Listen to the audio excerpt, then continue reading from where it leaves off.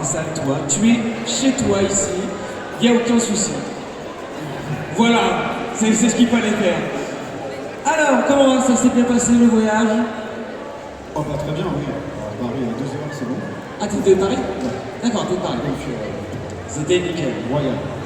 Alors, est-ce que tu peux nous expliquer en 3 mots quel est ton rôle dans le processus de Miraculous créatif, un peu ce que tu fais? Raconter des histoires. Ok. Et 3. Mon rôle, c'est... non, mais c'est en plus c'est ça, hein, je plaisante à moitié quand je dis ça.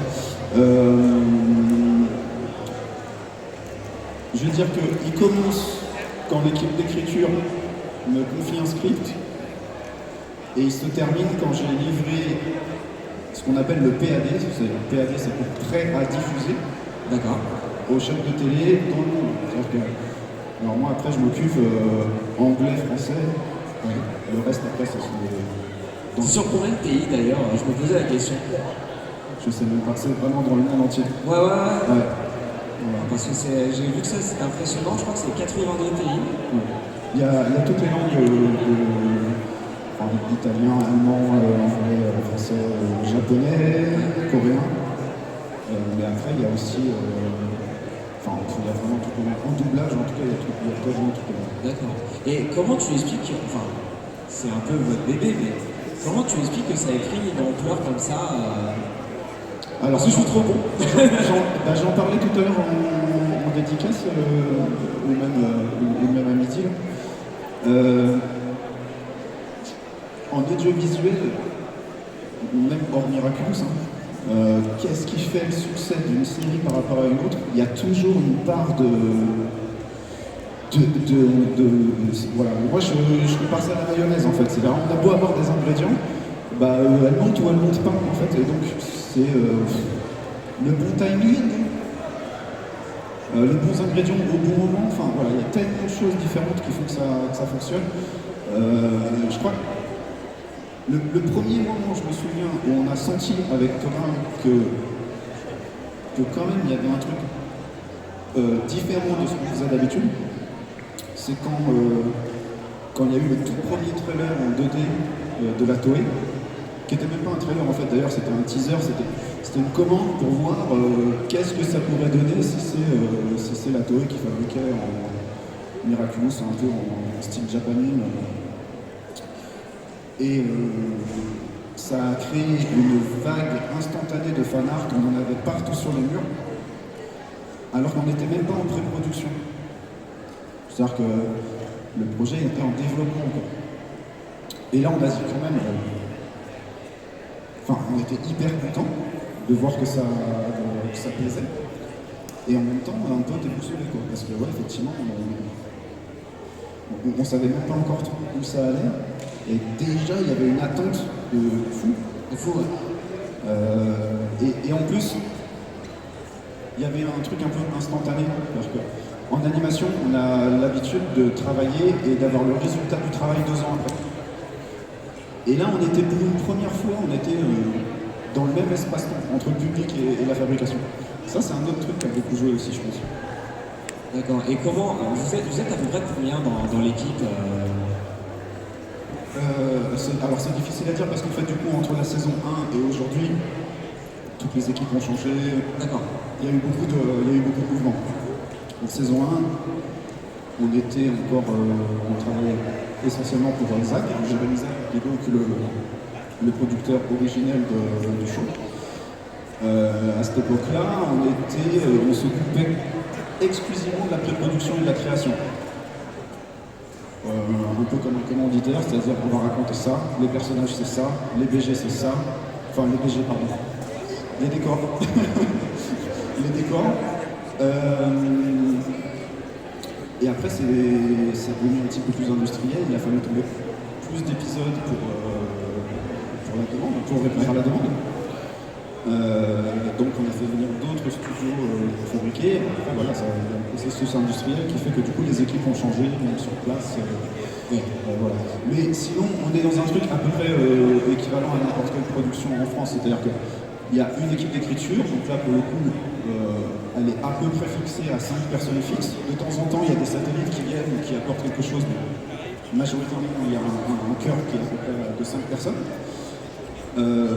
Et ensuite, l'équipe sur place, son rôle, c'est de, sur place à Paris, j'entends, c'est de créer des designs de personnages, créer des personnages de décors supplémentaires au fur et à mesure qu'on change de décor. Et ça représente... c'est variable encore une fois selon où on en est de la production, évidemment. Mais en gros, c'est une vingtaine de personnes sur Paris. Et après, dans les studios, je peux même pas dire. Mais on a entre 3 et 4 studios en parallèle. À partir de là, c'est même pas chiffrable. C'est des centaines de personnes. Sans compter qu'il y a la post-production aussi. Donc, le son, tous les acteurs en France, le doublage aussi, tous les acteurs aux États-Unis, et après tous les acteurs dans le monde pour les autres pays. Donc ça fait. Oui, il y a du personnel. Petite question sur comment est née notre super-héroïne. Alors, est-ce qu'il y en a encore dans le public qui ne connaissent pas l'histoire? Je la redis pour ceux qui ne savent pas. Est-ce qu'il y a des gens qui savent? Alors, elle est née.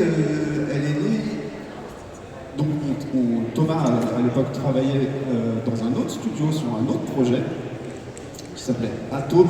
En fait, Atom, c'est A-T-O-M, et c'était Action Team on Machine, qui est un peu. En fait, c'est G.I. Joe, quoi.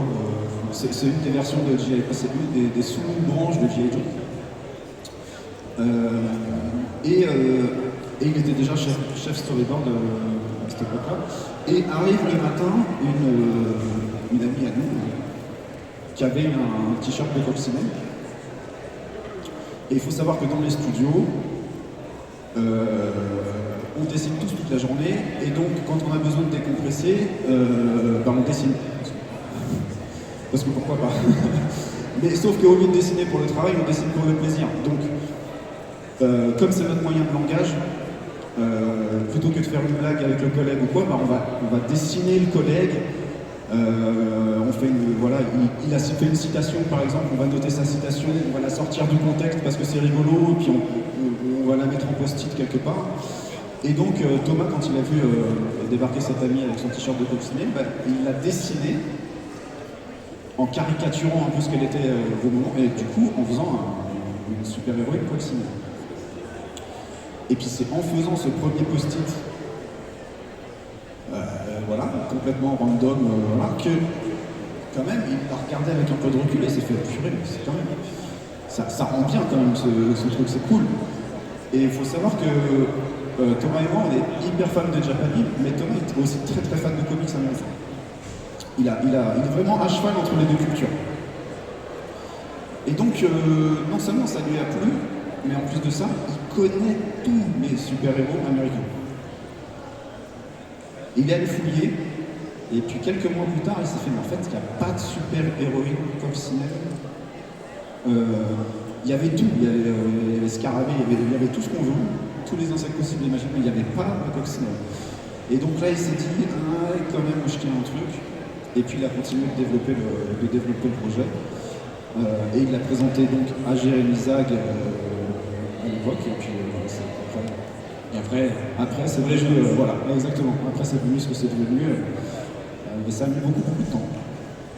Parce que l'histoire de ce premier post-it, on est en 2023 aujourd'hui, l'histoire de ce premier post-it c'était 2006, 2007, quelque chose comme ça. Donc ouais, ça date. Est-ce que ton travail sur Wakfu a influencé le dessin animé? Alors, est-ce que j'ai embarqué un petit peu de Wakfu dans Ladybug? Je pense pas. Non, je pense pas. Si ce n'est que la base de ce mélange comédie sentimentale, action, et un petit peu tout le background qu'on peut avoir avec la Japanime, oui, forcément, mais c'est plus mon bagage personnel et culturel que spécifiquement Wakfu. Par contre, ouais, j'ai beaucoup travaillé sur Wakfu en saison 1, 2, plus les spéciaux, etc. avec Anthony Roux alias Scott. Et c'est aussi quelque chose qu'on partageait déjà aussi.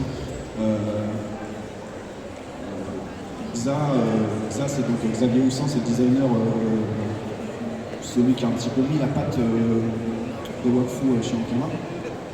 On voit bien quoi, c'est pas 100% Japanese, mais encore une fois, voilà, on a cette espèce de pont des cultures. Et c'est fortement inspiré, mais un petit peu différent. Et on a toute cette génération-là, donc Xa, moi, toi, Thomas, même Nathanaël, qui est pour le coup le designer de Miraculous, mais qui était aussi designer déjà sur Atom, dont je parlais tout à l'heure. Voilà, on a tous grandi dans les années 80-90 avec... Vous êtes dans la même branche. Ouais, exactement. Donc on partage un peu la même base culturelle et du coup là, ça s'en ressent dans les projets, c'est sûr. Ok, c'est sûr. T'as fait quoi comme étude? Alors études... Ouais, je peux en parler. Avant j'en parlais un petit peu précisément, mais le truc c'est que maintenant ça commence à dater en fait. Ah donc ça veut dire que en fait le... Et du coup... Si, ça existe toujours parce que j'ai fait les Gobelins, donc l'école des Gobelins existe toujours et la formation animation aux Gobelins existe toujours, mais elle a beaucoup évolué. D'accord. Et aujourd'hui, par exemple, si la question c'était genre, qu'est-ce que je ferais aujourd'hui, je pense pas que je ferais le même parcours. Donc,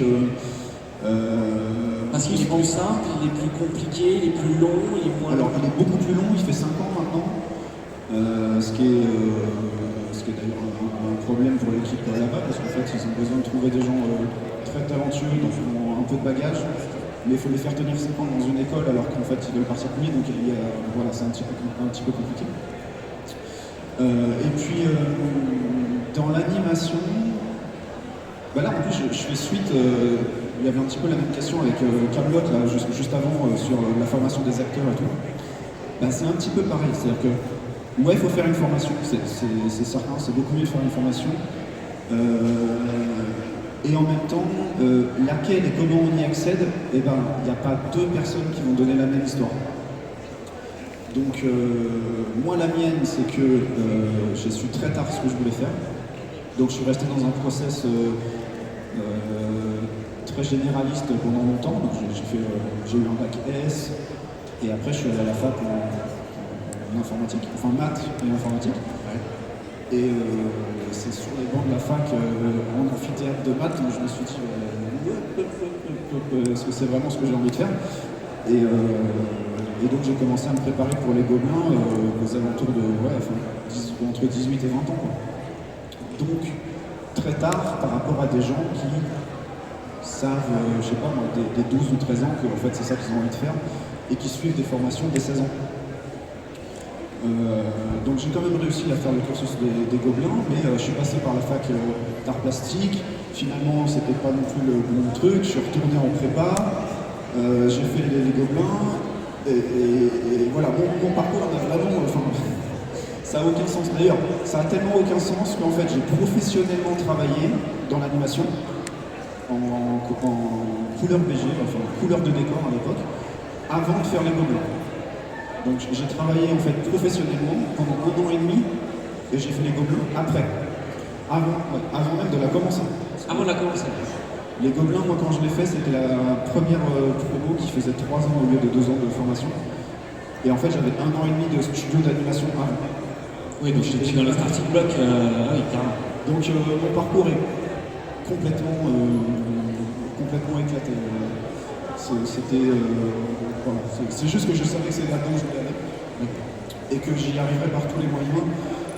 Et après, c'est exactement ce que racontaient juste avant les 2 acteurs pour Camelot. C'est en fait, c'est les rencontres qu'on fait, rester ouvert et savoir un peu s'écouter, quoi. C'est se dire, bon, là, je suis pas à l'aise, je sens qu'il y a un truc qui va pas, et puis rester fidèle à ses sensations et se dire, ok, en fait, voilà, savoir tourner, savoir sentir le vent tourner et surfer la vague. Pour moi, c'est l'expression qui me revient, c'est ça. Et là, tu me disais, bon, t'as fait un bac S et tout, mais quand t'étais gamin, tu rêvais d'être quel... Enfin, qu'est-ce que tu rêvais d'être quand t'étais gamin? Gamin, je rêvais d'être chevalier du Zodiaque. Ouais. Et c'est une bonne réponse. Voilà. En primaire, je faisais des... Alors ça c'est assez rigolo parce que pour le coup, j'y vois aujourd'hui un pont avec les gens qui font du fan art sur les réseaux. Où par exemple il y a une série qui va sortir et puis des artistes vont tout de suite s'emparer des personnages et faire des fan art des personnages. Et en fait, moi je me souviens que déjà petit, je voulais raconter des histoires. Donc en fait, par exemple, j'étais fan de Chevalier du Zodiaque, mais j'ai jamais dessiné un des personnages de Chevalier du Zodiaque. Ah oui. J'ai tout de suite créé mon Chevalier du Zodiaque à moi et mes histoires, voilà. Donc tu crées ton propre truc, quoi. Ouais, voilà. Donc la source était le plaisir que j'avais eu de regarder telle ou telle série. Mais par contre, j'ai tout de suite été dans qu'est-ce que je peux raconter de plus que ce que j'ai déjà sous les yeux. D'accord. Est-ce que tu t'es inspiré de l'animation japonaise ou américaine? Ah bah donc, ouais, là on est dans la continuité de ce que je disais tout à l'heure. Oui, d'ailleurs je continue de le faire. Il n'y a pas de raison que je m'arrête. Oh, voilà. Par contre, c'est vrai que dernièrement, depuis, on va dire, fin de saison 1, ouais, peut-être un peu plus, on va dire saison 2, plus ça va, et plus le format de la série, donc, qui est en 3D, en animation 3D, fait que je m'inspire de plus en plus de la prise de vue réelle. C'est-à-dire que je vais de la prise de vue réelle. D'accord. Voilà. Je vais de plus en plus vers le live, en fait. Et même dans ma façon de penser la mise en scène ou de filmer les choses. Et c'est d'ailleurs la majeure partie, c'est vrai, on rebondit sur le passage entre Wakfu et Ankama dont on parlait tout à l'heure avec Miraculous aujourd'hui. C'est une des grosses différences entre les deux projets. C'est que dans Wakfu, pour le coup, en termes de code graphique et de structure narrative et de façon de faire venir la pression, de faire des combats spectaculaires, de faire Évangile et Pimpin qui tombent amoureux et qui s'embrassent, j'avais dans ma trousse à outils de fabrication tous les codes de la jump animation. Si j'ai envie de mettre une petite goutte, des yeux déformés, des grosses épaules, des choses comme ça, on y allait à gogo.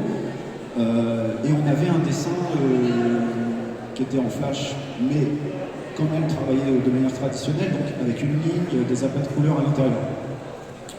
Les debugs, c'est en 3D, en volume, dans des espaces réels, où on ne peut pas tricher. C'est-à-dire qu'une chaise, quand elle est fabriquée et qu'elle est en 3D, elle fait de cette taille-là et pas une autre. Donc on peut. Et ça m'amène de plus en plus à prendre le temps de raconter les choses et à poser les personnages vraiment comme un plateau de live. Donc vraiment, si ça c'était la scène de Ladybug, je mettrais un petit gaffeur ici, un petit gaffeur là, je dirais caméra 1 là-bas, caméra 2 là-bas, et je travaille vraiment comme ça, ce qui n'était pas le cas sur Wakfu. Et plus les saisons passent, et plus je me dirige vers ça. Et d'ailleurs là, du coup, j'en profite pour faire un petit pas en avant vers la saison 6. Mais on fait un petit break entre la 5 et la 6 technique. D'accord. Où on va tout refaire. Ah oui, d'accord. On fait table rase. On refabrique tout. Et où justement, on va fabriquer de manière différente. Avec des outils un peu plus actuels aujourd'hui. Ça restera quand même l'identité de... Bien sûr. Mais notamment, c'est pas exclu que je puisse, j'en sais rien, avoir un casque VR et me promener, moi réalisateur, me promener dans la chambre de Marinette et de dire, bon bah tiens, cette séquence-là, je vais pouvoir lire mon script et puis je vais pouvoir prendre la poupée de Marinette, la poser là, la poupée de Alia, la poser là. Et dire, bon bah voilà, on va filmer comme ci, on va filmer comme ça, voilà. En tout cas, on se dirige vers ce genre de... Ah, c'est possible, de façon dès à présent, c'est possible d'avoir ce genre de technique. Tout à fait. Et il y a d'autres studios qui l'utilisent déjà? Ça commence, oui. D'accord. Voilà. Impressionnant. Il y a beaucoup de dessins animés qui naissent au Canada, Pat' Patrouille, au Japon avec Ghibli, États-Unis avec Disney.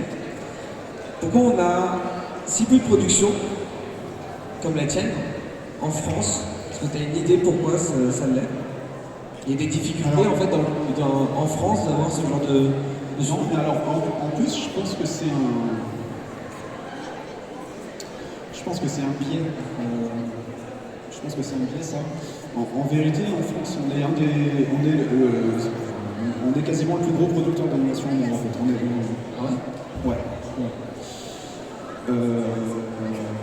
C'est juste que on est un petit pays, en fait.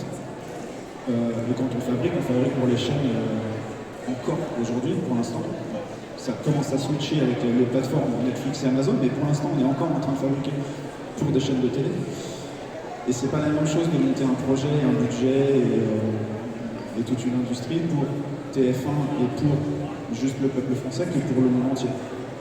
Donc la force de frappe pour les Japonais et les Américains par rapport à nous, et notamment les États-Unis évidemment, c'est d'avoir des millions de personnes et que dès qu'on fait un projet, il est vu par des millions de personnes. C'est un peu plus difficile en France, mais surtout, en France, on fabrique pour les petits. La cible, c'est très souvent 6 ans, quoi. Et en fait, bon, moi j'ai un enfant aujourd'hui, il a 10 ans aujourd'hui, et ça se comprend en fait. Je parle vraiment juste en termes de production, hein, c'est-à-dire, je suis producteur, je veux créer un projet et le vendre. Aujourd'hui, en France, on est encore dans un système où ce qui va me payer et payer les équipes, c'est la publicité sur la chaîne de télé. Et si c'est la publicité sur la chaîne de télé, ça veut dire que indirectement, mon client, c'est pas le téléspectateur, indirectement, mon client, c'est même pas TF1, c'est les personnes qui vont mettre leur publicité chez TF1. Donc c'est les fabricants de jouets, c'est les fabricants de céréales, c'est les fabricants de gens qui vont se dire ok, TF1 a telle plage horaire pour toucher les enfants, ben moi je vais mettre des publicités à ce moment-là et donc payer la chaîne qui me paye moi en retour. Et quand j'ai dit ça, j'ai un peu tout dit, quoi. C'est-à-dire que un enfant aujourd'hui à 6 ans, il regarde la Pat' Patrouille, il regarde Pyjamasque, et derrière ça, tout de suite, il va switcher sur. Déjà, il va abandonner l'animation, il va aller sur des projets live, des choses, voilà, des premières séries live, voilà. Ou bien, s'il continue d'aimer l'animation, il va tout de suite aller voir Naruto, One Piece, voilà. Il va faire un gap très rapide entre je découvre la Pat' Patrouille, c'est rigolo, et je suis en CM1, CM2, CE2, et boum, j'ai Netflix, je regarde Dragon Ball Z. Ouais, t'as un gap. Voilà. Et ça, c'est des produits qui sont déjà fabriqués au Japon et importés et diffusés, mais surtout, elles sont diffusées sur des chaînes payantes ou des chaînes à thème. Et c'est la grosse différence sur Miraculous. Nous, on fabrique pour des chaînes publiques, donc TF1, Disney, etc. Donc, évidemment, maintenant, ça a tendance à être rediffusé sur des plateformes, mais la première diffusion, c'est sur une chaîne publique. C'est ça. Et en fait, dans la façon de fabriquer, dans la façon de raconter, ça a un impact considérable. Parce que ça veut dire, par exemple, qu'on doit être absolument irréprochable. Notre produit, pour appeler ça comme ça, mais un épisode de Ladybug, un enfant doit pouvoir allumer la télé, tomber sur Ladybug et ne rien voir qui puisse le traumatiser ou l'inquiéter ou Ça doit être dur. Voilà. Alors que un parent qui paye un abonnement Netflix à un enfant et qui dit tiens tu peux regarder ça, Il n'y a plus de sécurité. il n'y a plus de problème. Voilà. Donc les produits, par exemple, américains, bah, en fait, ils sont sur Cartoon Network. Cartoon Network, bah, c'est une chaîne... il faut avoir le câble, il faut être... voilà. Et c'est une différence fondamentale en termes de production de contenu. En France, on fait par exemple des produits adultes. Par exemple, j'imagine ici que tout le monde a déjà vu Last Man, ou connaît en tout cas Last Man. Bon, bah, c'est un produit français adulte. Il a été produit avec des contraintes complètement différentes et fatalement avec beaucoup moins de budget. Tu parlais de ton petit garçon qui a 10 ans. Ouais. Est-ce qu'il a la possibilité de voir les épisodes avant pour savoir si ça lui plaît? Est-ce que mon fils il voit les épisodes avant tout le monde? C'est peut-être ça que je demande. Non, mais savoir, est-ce que par exemple, tu lui as déjà montré un épisode avant qu'il soit diffusé pour savoir si Non. une autre touche, quoi. Non, on fait pas de. Non, ça se fait beaucoup pour les longs métrages ou des choses comme ça, mais non, on fait pas. D'accord. On fait pas de comment ça s'appelle? On fait pas de test De preview, quoi. Non. Ok. Plein de parents ouvrent des objets dérivés de Miraculous au pied du sapin. Penses-tu que les produits dérivés puissent renforcer le succès de la série ou pas? Ah oui, alors ça, j'en suis convaincu depuis que moi-même j'achète des figurines. Donc oui, c'est certain, oui, bien sûr.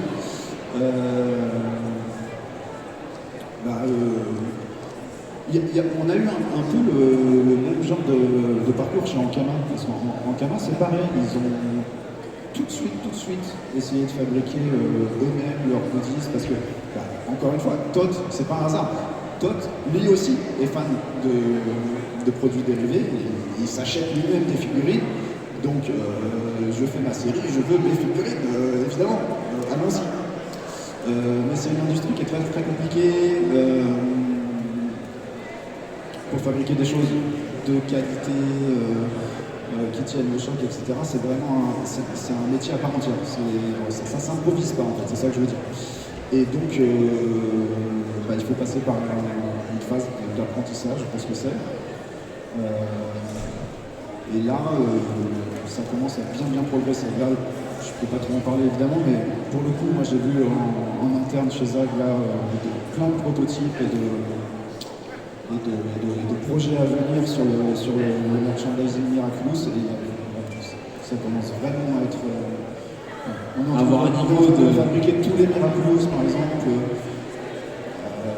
toutes les poupées, toutes les peluches, il y a vraiment des choses super quali quoi, qui arrivent. Donc est-ce que ça sera pour cette année ou pour Noël 2023, je peux pas trop dire. Je miserai plutôt sur Noël 2023, mais il y a plein de choses super chouettes qui arrivent. On va passer aux questions du public, si vous avez des questions. Il y a un micro qui va passer dans le public. Déjà, est-ce que vous avez des questions? Oui, je vois qu'il y en a quelqu'un. Alors, par contre, le micro, il va arriver, il est là-bas. Je crois que tu as une question qui est tout là-bas, à moins que tu aies quelqu'un vers ici. Levez la main pour ceux qui ont des questions. Ils sont tous là-bas. Il va falloir que tu fasses le tour.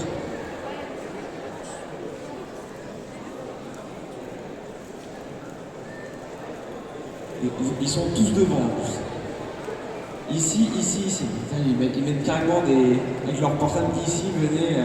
Je vais me lever aussi. On va se lever. Comme ça, je vois les gens en plus. Alors, première question. Bonjour. Alors, tu es où? Ici. Ah, devant. Bonjour.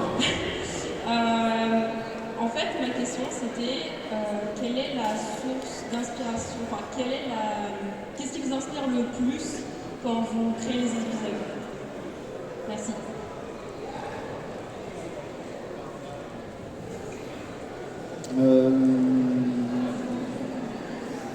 La vie,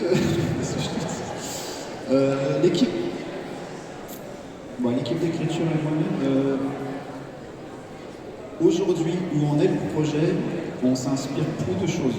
Ce qui inspire et ce qui nourrit le projet, c'est le projet en lui-même. On avait eu un petit peu la même situation sur une précédente série qui s'appelait Mikido à l'époque.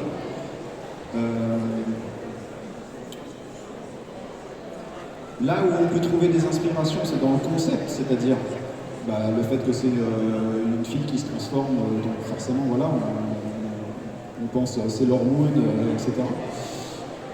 Donc il y a des inspirations comme ça à la création du projet, mais une fois que le projet il est créé, c'est plus comme c'est plus comme quelqu'un qui fait son jardin. T'as ton univers, t'as posé les codes, les règles qui le régissent, t'as posé les caractères des personnages, et en fait, le truc est vivant. C'est-à-dire que déjà à cette étape-là, il commence à avoir sa propre vie. Donc la façon d'écrire, c'est de dire si j'avais envie de parler de tel thème, je vais choisir un thème, et puis je vais prendre le petit caillou, et je le jette dans la mare, et je regarde ce que ça produit. Et ça s'écrit, c'est pas que ça s'écrit tout seul, mais c'est les circonstances qui font que tel personnage, il ne pourra pas réagir autrement que de réagir comme ça. Et s'il réagit comme ça, mais qu'il est en présence de tel autre, voilà. Ça fait des effets de domino en fait. Et c'est comme ça que ça se crée.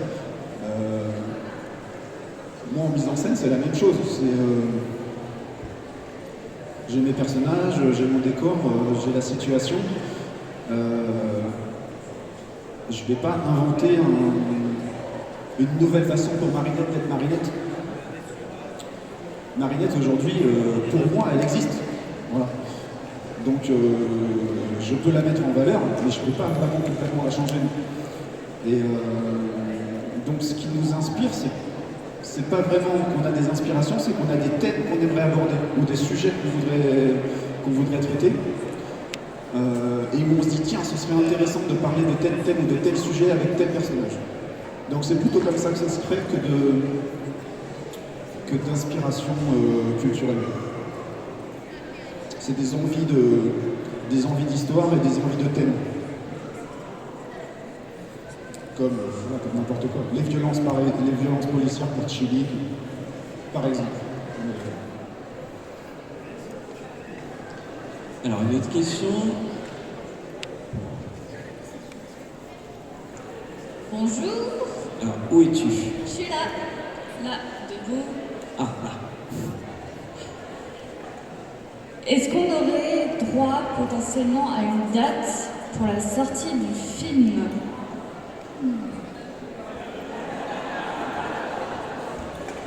Voilà. Alors, moi je ne me suis jamais occupé du film. Donc, même pour être complètement honnête, j'ai pas lu le scénario et je m'en tiens à l'écart. Parce que c'est un projet qui est chapeauté principalement par Jérémy Zag, qui a son idée de ce qu'il veut faire. Et comme moi je suis dans la série et que je restais concentré sur justement ce dont on parlait juste à l'instant, sur l'alchimie entre les personnages et l'univers tel qu'on l'a monté dans la série, je me suis tenu à l'écart de ce qui pouvait être créé sur le long métrage pour pas court-circuiter les deux projets.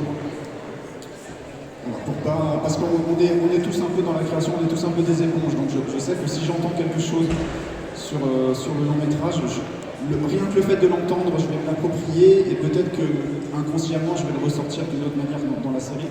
Et il ne fallait pas que les deux projets refusent l'un avec l'autre. Donc je m'en suis tenu à l'écart depuis le début. Après, voilà, le projet il suit son cours, c'est un long métrage, c'est long à fabriquer, il y a des changements. Pour le coup, il y a effectivement des prévisualisations pour voir la réaction, éventuellement que ça retourne après à la fabrication ou la réécriture. Donc non, je n'ai pas de date. Si j'en avais une, de toute façon, ce serait un peu trop tôt pour la donner. Voilà. Mais ça arrive, c'est toujours en fabrication. Encore. Oui, tout à fait. Alors, une autre question. Non, justement. Ce serait pour demander quel conseil vous pouvez donner à quelqu'un qui veut se lancer dans l'animation 3D?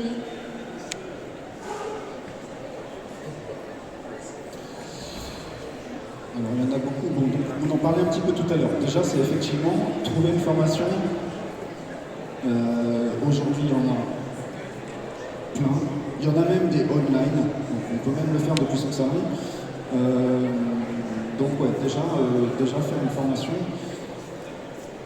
Après,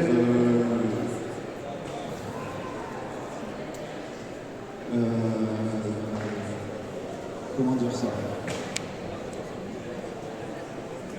Il y a les techniciens dans l'animation et il y a le côté auteur et artistique. Je ne sais pas si c'est très clair ce que je dis, mais ce que je veux distinguer en fait, en gros, c'est est-ce que mon intention quand je vais travailler dans l'animation, c'est de créer des choses et de raconter des histoires, ou est-ce que c'est de participer à un projet et de faire partie de l'équipe et d'animer. Et c'est quand même deux logiques différentes, deux approches en tout cas différentes.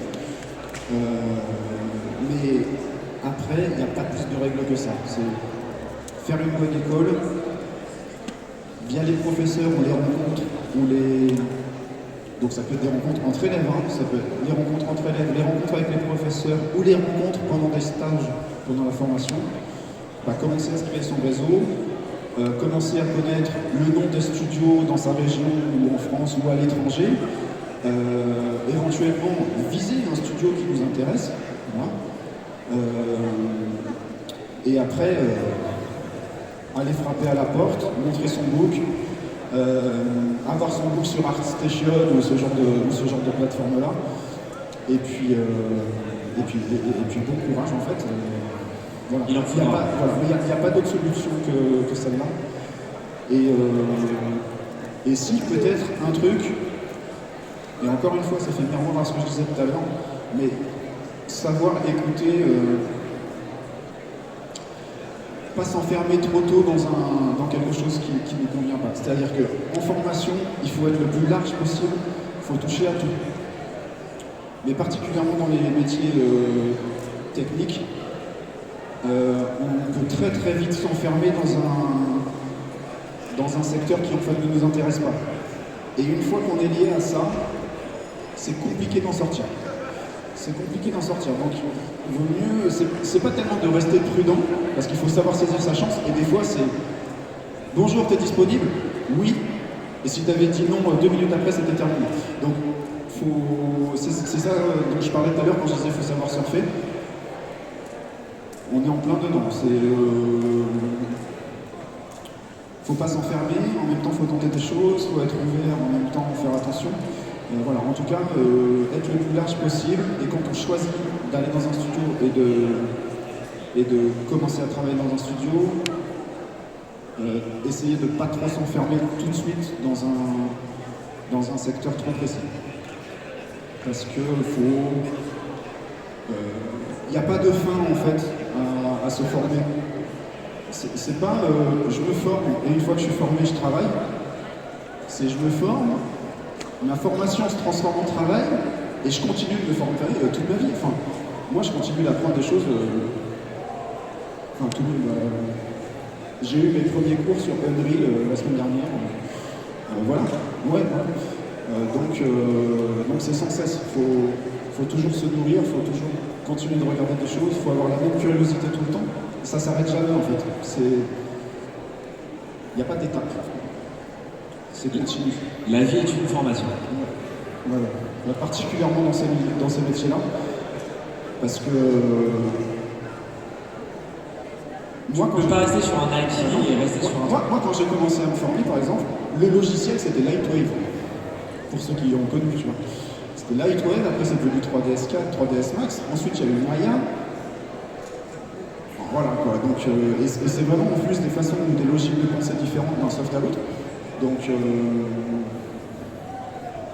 faut rester curieux. Ok. Ce sera la dernière question. Ah, déjà. Eh oui. Ça passe beaucoup trop vite. Je sais pas où est le micro.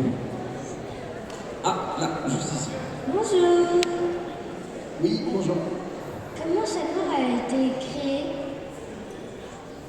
Alors, je connais pas l'histoire de Chaleur. En fait, Je connais l'histoire de Ladybug, mais Chat Noir, il a été créé en réaction à Ladybug. C'est-à-dire que, ok, Ladybug va avoir le pouvoir de la chance. Ah, il nous faut c'est le yin et yang. Le yin et yang, ça revient dans Miraculous tout le temps. On a Ladybug, je crée, et il nous faut la destruction. Qu'est-ce que c'est qui porte la poisse? Le Chat Noir, ça porte la poisse. Voilà. C'est comme ça qu'on en est venu à Chat Noir. Très bonne réponse. qui conclut bien. Merci à toi. C'était un plaisir de t'avoir. On a qui nous levons pour rejouer s'il vous plaît. Un peu plus.